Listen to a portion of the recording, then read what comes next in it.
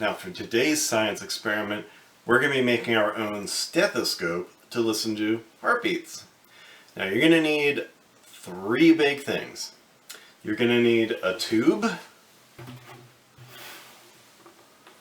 Okay, maybe not a tube that big. You're going to need a tube. A paper towel tube will probably do the trick.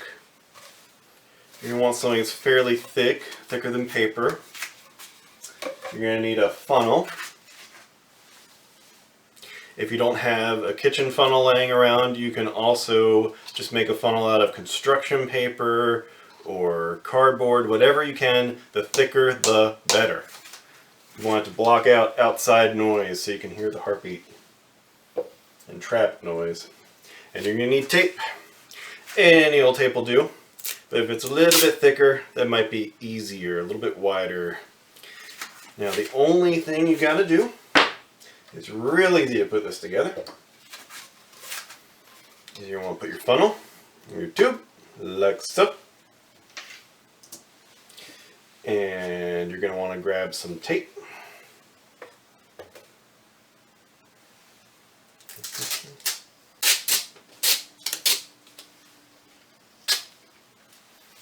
Okay.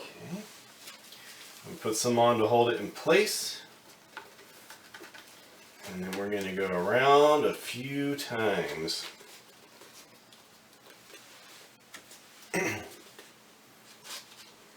I'll make sure it's sealed on there nice and good.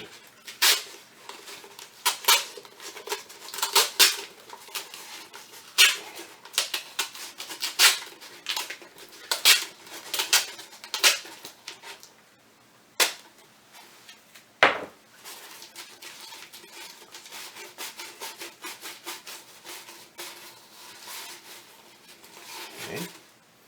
And there you go, you have your own homemade stethoscope. And you just hold it up to someone's chest, put your ear on this end, and you listen for a heartbeat. And just like a seashell, because ours are probably not going to be perfect, you might hear the ocean. And what that is actually the blood flowing in your ears that's echoing, and you're hearing that, and it sounds like the ocean. Now the more that you hear, the more you probably need a wider base at the end of your funnel. So at the bottom here, I'll take mine apart real quick. So ideally, you want this part to be as close to the diameter of your tube. You want it to be as wide as the tube as possible. Mine's a little on the skinny side, but it should still work even if yours looks like that. Okay. So have fun, listen to some heartbeats, see what you hear.